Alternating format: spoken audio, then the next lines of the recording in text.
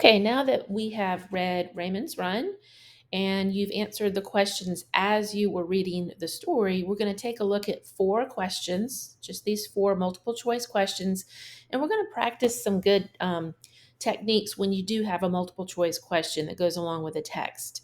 So, we're going to use some techniques. One of them is called the process of elimination. And the second one is I want you to be looking for the distractor. And I'm going to explain what both of those mean in just a second. So the directions say to answer the multiple choice questions for Raymond's Run, this should take about 5 minutes. So number one, the question is, how does Squeaky's conversation with the other girls in paragraph 9 contribute to the story? How does her conversation with the other girls in paragraph 9 contribute or help the story? Okay, what does it do? Why did the author put that in the story?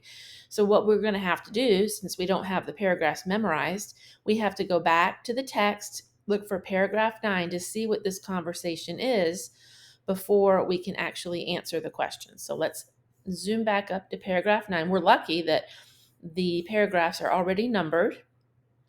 So you're just going to go up and find number 9. There it is right here. So I'm going to read this paragraph and then we'll go back and pick the right answer for the question. Oh, that's not going to work. I always win because I'm the best. I say straight at Gretchen, who is, as far as I'm concerned, the only one talking in this ventriloquist dummy routine. Gretchen smiles, but it's not a smile. And I'm thinking that girls never really smile at each other because they don't know how and don't want to know how. And there's probably no one to teach us how because grown up girls don't know either. Then they all look at Raymond, who has just brought his mule team to a standstill, and they're about to see what trouble they can get into through him. What grade you now in, Raymond? You got anything to say to my brother, you say it to me, Mary Louise Williams of Raggedy Town, Baltimore. What are you, his mother? That's right, Fatso. And the next word out of anybody, and I'll be their mother too. So they just stand there, and Gretchen shifts from one leg to the other, and so do they. Then Gretchen puts her hands on her hips and is about to say something with her freckle faced self, but doesn't.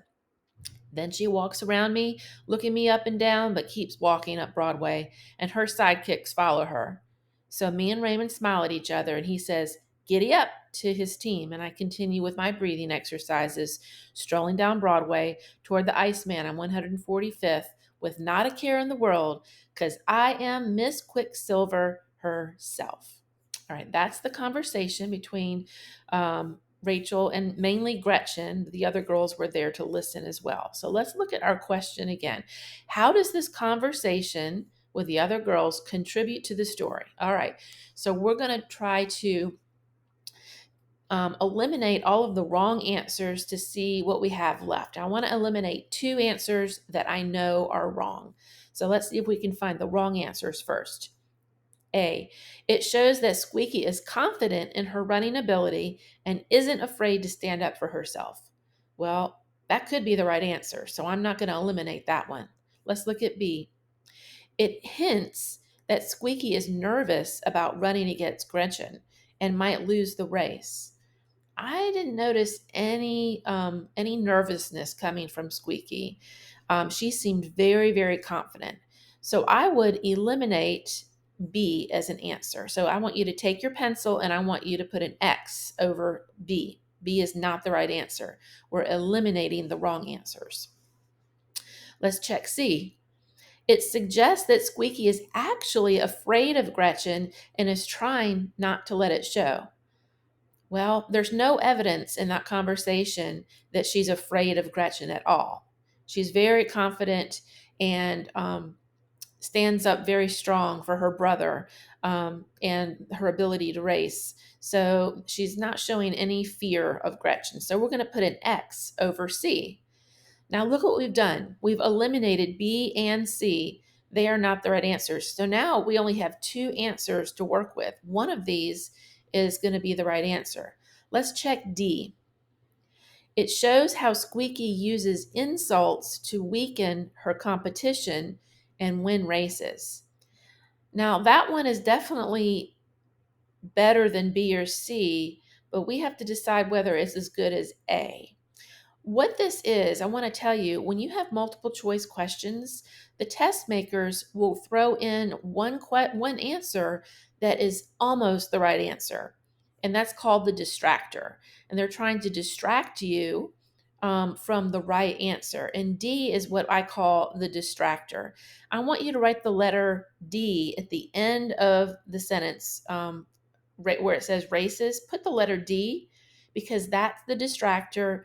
The correct answer is A, and I want you to circle A. So we've eliminated the two wrong answers. We identified the distractor, which is the last one, and we finally figured out that A is the correct answer. So we use two skills, the process of elimination and finding the distractor with multiple choice questions. Let's try it again with number 2. How is Squeaky affected by seeing her brother run?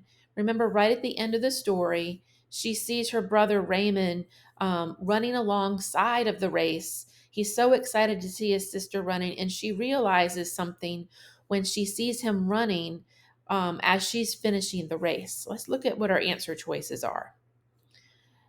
How is she affected by seeing her brother run?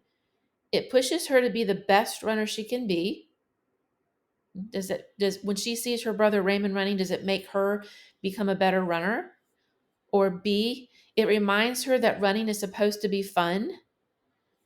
C, it embarrasses her to see Raymond's strange running style. Or D, it inspires her to help Raymond so that he can be proud of himself. So let's eliminate the two answers that are obviously wrong. She doesn't say anything about running is supposed to be fun. All we hear about is how much hard work running is. So B is put an X over B. That is not the right answer. That we can eliminate that one. It could be A. Seeing her brother run is inspirational. So let's not eliminate A yet. See, it embarrasses her to see Raymond's strange running style. She does not act embarrassed at all of her brother. She's proud of her brother. So let's put an X through C as well. So we've just eliminated B and C. Now we have to decide whether it's A or D, and we have to figure out which one of these is the distractor. Let's read D. It inspires her to help Raymond so that he can be proud of himself. If you go back into the story and read that section of the story, she does talk about how she could coach Raymond someday and that he is a good runner and he just needs a coach to help him improve. And she's proud of him. So A is what we call the distractor. So I want you to put the letter D at the end of the sentence here and circle the answer D as the correct answer. It inspires her to help Raymond so he can be proud of himself. Number 3, how does the race affect Squeaky's attitude towards Gretchen? Now, I just read that conversation earlier that Squeaky had with Gretchen, and they do not get along. They are very competitive, and they both want to win the race. But at the end of the story, the race affects Squeaky's attitude toward Gretchen. Squeaky realizes something important about Gretchen at the very end of the story. So let's see what our answer choices are. We're going to eliminate two that are wrong, find the distractor, and hopefully find the right answer. A. Squeaky wants to fight Gretchen for running against her. Now, at the end of the story, there's no fighting. She doesn't want to fight her. In fact, it's kind of the opposite. So let's put an X through A, eliminate A. B. Squeaky becomes angry at Gretchen for disrespecting Raymond. At the very end of the story, there's really no anger. Squeaky is not angry at all, so we can eliminate B. Now we have just two left. One's going to be the distractor, and one's going to be the right answer. C. Squeaky has a low opinion of Gretchen because she doesn't try hard to win. That is actually the opposite. Squeaky realizes that Gretchen works hard too and is kind of proud of her. So that's going to be eliminated. And then D should be the right answer. Squeaky starts to respect Gretchen for her serious attitude towards running. That is the correct answer. So make sure you circle D. There really wasn't much of a distractor. Um, I don't think A, B, or C were distractors at all. They were very clearly the wrong answer if you read the story carefully. So D is the right answer. And then the last one, number 4, which of the following sentences belongs in a summary of Raymond's run? Now let's remember, we've talked about objective summary before. Objective summary is when you tell the most important parts of the story in order without your opinion. So no opinions when you write a summary. So which one of these belongs in a summary? A, Squeaky should learn to be less rude to others. Well, that's an opinion. That's not a fact from the story. We can't include opinions in a summary. So we put an X through A. Eliminate A. B, Mary Louise moved from Baltimore to Squeaky's town. Well, that is a fact from the story. That's true. But is that something major to put in a summary? Is that really that important to a summary? No. So XB, B is eliminated because that really doesn't belong in a summary. C, a new girl named Gretchen believes she will beat Squeaky in this year's race. That's important. That's an important fact because Gretchen and Squeaky are rivals, and they have this conflict, which is really the main conflict throughout the whole story. So that could be our answer. So let's check D real quick. Squeaky's father can beat her in a race while whistling with his hands in his pockets. That is a fact of the story, but that's really not an important fact of the story. So we're going to eliminate D, and I want you to circle C as the correct answer. And I don't think there's a real distractor in these. All three of these are obviously wrong. We can include opinions, and B and D are just minor details in the story. C is a very important fact from the story, so that should be in a summary for Raymond's run. Pause the video, make sure you have everything you need for these 4 questions, and then we're going to move on to the second part of today's lesson. All right, so today you're going to be writing a paragraph.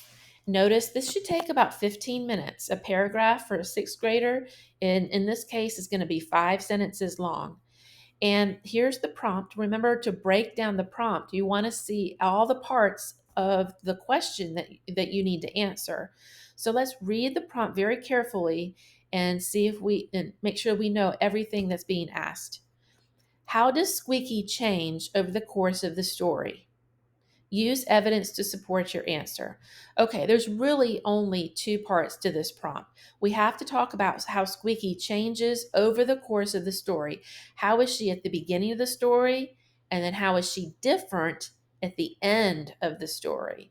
And if you think back to the beginning of the story, she's all about herself. She thinks about herself, and she's kind of complains about taking care of Raymond, and she wants to beat Gretchen, and she works really hard at that.